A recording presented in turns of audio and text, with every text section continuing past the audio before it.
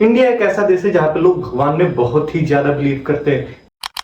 लोग अपनी होप्स, अपनी प्रॉब्लम्स और अपनी लाइफ के सबसे बड़े डिसीजंस तक भगवान के नाम पे ले लेते हैं। लेकिन क्या हो अगर कुछ लोग मिलकर लोगों के इस विश्वास को एक बिजनेस में कन्वर्ट करने लगे। बचपन में हम सब कहीं ना कहीं अपने परिवार वालों के साथ मंदिर जाते थे, वहाँ पे प्रसाद मिलता था और एक भरोसा होता था कि भगवान सब चीज ठीक कर देंगे। हमने कभी सवाल नहीं किया और हमेशा ये सारी चीजें मान ली क्योंकि हमें अपने भगवान में बहुत ही ज्यादा भरोसा होता है। लेकिन धीरे धीरे चीजें काफी चेंज होने लगी है। अगर आप लोग देखोगे तो मंदिरों में हजारों करोड़ों के डोनेशन होने लगे हैं। वीआईपी दर्शन के लिए अलग लाइन होती है और ऑनलाइन पूजा और रिचुअल्स तक परफॉर्म किए जाने लगे हैं। और यहीं पे एक ऐसा टाइम आता है जब धर्म और बिजनेस के बीच में जो लाइन है वो ब्लर होने लगती है। पहले धर्म बहुत सिंपल था, हम मंदिर जाते थे, पूजा करते थे और दान देते थे अपनी इच्छा अनुसार। लेकिन आजकल इंडिया में कई सारे जगह ऐसे हैं जहाँ पे आपको पूजा करने के लिए पैसों की डिमांड करी जाती है। देसी घी मधुसूदन का बाबा ब्रांड की बोतल आती है सरसों के तेल की, वो लेकर के आओ। भैया ये तक भी नहीं ला सकते तो अपने कृपया करके अपने घर लौट जाया करो। यहाँ तक कि इंडिया में कई सारे बाबाओं के पैकेजेस तक डिसाइड है कि अलग अलग चीजों के लिए वो कितने पैसे चार्ज करेंगे।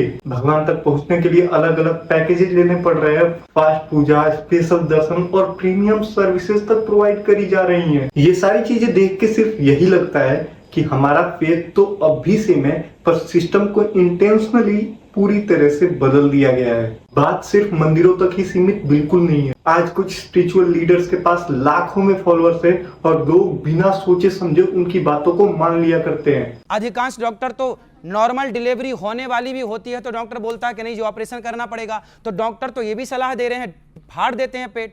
तो हर चीज डॉक्टरों की क्यों माने? उनके एक एक वर्ड्स पे डिसीजंस लिए जाते हैं और कई लोग तो अपनी लाइफ चॉइसेस तक चेंज कर देते हैं। और जहां पर भी इतना ट्रस्ट होता है वहां पे इन्फ्लुएंस भी बहुत ही ज्यादा पावरफुल बन जाता है। प्रॉब्लम धर्म में बिल्कुल भी नहीं है।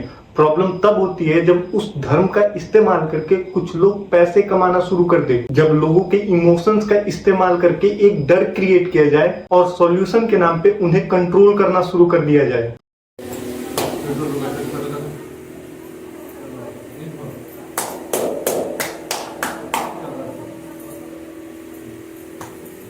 और इस देश के भोले भाले लोग अपनी प्रॉब्लम्स का सॉल्यूशन ढूंढते ढूंढते बुरी तरह से फंस जाते हैं। धर्म का सबसे पावरफुल साइड ये है कि धर्म लोगों को होप देता है, उन्हें एक मेंटल पीस देता है और उन्हें एक डायरेक्शन प्रोवाइड करता है। तो क्या धर्म गलत है? बिल्कुल भी नहीं।